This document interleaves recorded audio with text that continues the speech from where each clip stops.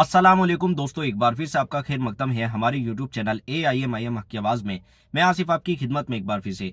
दोस्तों, लोकसभा के चुनाव में ओवैसी साहब का एक भाषण बहुत ज़्यादा वायरल हो रहा है। इसकी वायरल होने की वजह है कि बीजेपी ने यूसीसी को उत्तराखंड में लागू कर दिया है। यूसीसी के लागू होने से मुसलमानों पर जो फर्क पड़ेंगे, मुसलमानों को जो नुकसानात होंगे, उसके बारे में अगर आपको जानना है तो ये वीडियो आपको मुकम्मल वॉच करनी होगी।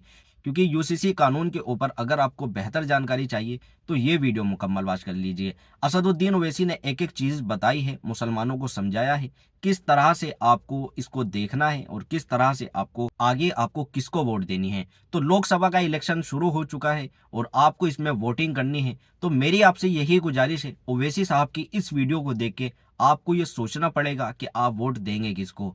ठीक है, तो इस वीडियो को ज़रूर देखें और वीडियो को ज़्यादा से ज़्यादा शेयर करें। मेरे अजीज दोस्तों और बुजुर्गों, आज बीजेपी की सरकार कहती है कि वो पार्लियामेंट में यकसा civil code, uniform civil code का कानून लेकर आएगी। आपको मालूम यकसा सिविल कोड क्या होता है? नहीं मालूम? जिसको नहीं मालूम सुन लीजिए। उत्तराखंड भारत का एक प्रदेश है, वहां पर बीजेपी ने यकसा सिविल कोड को नाफिज कर दिया। और नाफिज करने का मतलब यह है कि उत्तराखंड में जो मुसलमान हैं उनकी जब शादी होगी, निकाह नहीं होगा। उनकी जब शादी होगी, निकाह नहीं होगा। तो मुसलमानों में शादी निकाह से होती है ना, गवाह चाहिए, काजी साहब का खुतबा चाहिए। अब उत्तराखंड में बीजेपी की सरकार ने कह दिया कि मुसलमानों का निकाह शादी निकाह से नहीं होगी। स्पेशल मैरिज एक्ट आपको एसडीओ के दफ्तर पे जाना पड़ेगा, एसडीएम के दफ्तर पे। महरम हम जो दुल्हन को देते वो भी नहीं, खत्म कर दिया। अब आप बताइए, जब उत्तराखंड की विधानसभा में यह कानून पास हो रहा था तो कांग्रेस ने भी बीजेपी के साथ दे दिया। जाकर देख लीजिए इंटरनेट पर, गूगल पर, कांग्रेस ने भी साथ दे दिया। अब उत्तराखंड के मुसलमानों की शादी निकाह से नहीं होगी, महर नहीं दिया जाएगा। और यह कांग्रेस के लोग हमको कहते हैं ये बी टीम है, वोट कटवा है। अरे तुम्हारे एमएलए थे विधानसभा में, तुम मुखालिफत करते, तुम ऐवान से वॉकआउट कर देते, मगर तुमने तायीद किया, आवाज के वोट में साथ दिया बीजेपी का। अब जब पार्लियामेंट में यकसा सिविल कोड का बिल लाया जाएगा तो उत्तराखंड में कांग्रेस ने तायीद कर दी। अगर जावेद भी होगा या फिर ये मास्टर मुजाहिद होगा तो कोई उठेगा नहीं। अगर कोई उठेगा और उठकर कहेगा कि मुझे मंजूर नहीं है, मेरी शादी होगी तो निकाह के खुतबे से होगी, मेरी बेटी को महर मिलेगा, उसका नाम अख्तर उल ईमान होगा, जावेद और मास्टर मुजाहिद नहीं हो सकता। ये बात आपको सोचना है, इसको याद रखिए। उत्तराखंड में यह हो चुका है, कांग्रेस ने तायीद कर दी। और बीजेपी ये इरादा रखती है कि आने वाले दिनों में मुस्तकबिल में भारत में NPR NRC कराया जाएगा। ये बॉर्डर आपके करीब है। क्या पूर्णिया में आकर नरेंद्र मोदी ने नहीं कहा कि घुसपैठियों बहुत ज्यादा है यहां पर? कहा था ना पूर्णिया में मोदी ने। फिर राजस्थान में मोदी ने भाषण देकर कहा कि भारत के मुसलमानों को पूरों को घुसपैठी कह दिया, 17 करोड़ मुसलमानों को। नरेंद्र मोदी ने पूरे भारत के 17 करोड़ मुसलमानों को घुसपैठी कह दिया। और हमसे कह दिया कि मुसलमान ज्यादा बच्चे पैदा करते। और यह कह दिया कि हमारी हिंदू बहनों के गलों से मंगलसूत्र उतार कर मुसलमानों को दे दिया जाएगा।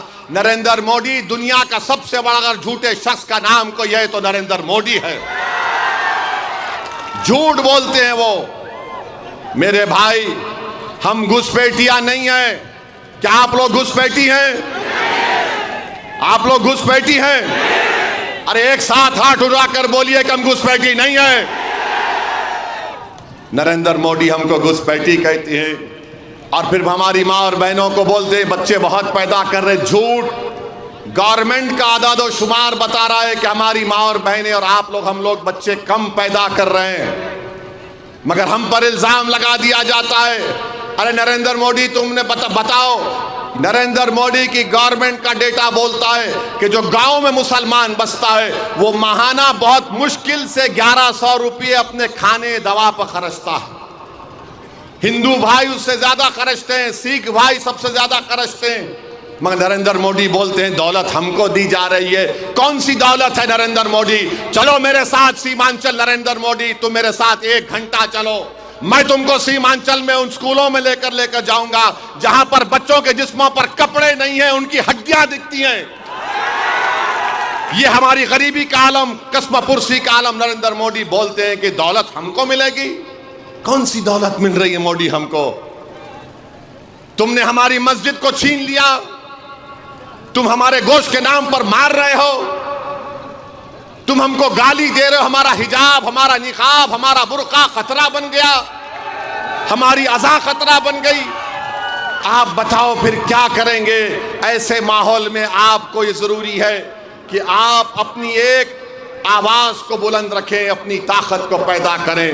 याद रखो मेरे अजीज दोस्तों, मेरी इज्जतदार माँ और बहनों, जज्बाती तकारीर से, नारे मारने से तुम्हारी क़यादत नहीं बन जाती। आपकी क़यादत उस वक्त बनेगी जब आप मुत्तहिदा तौर पर अपने के कोर्ट का इस्तेमाल करेंगे।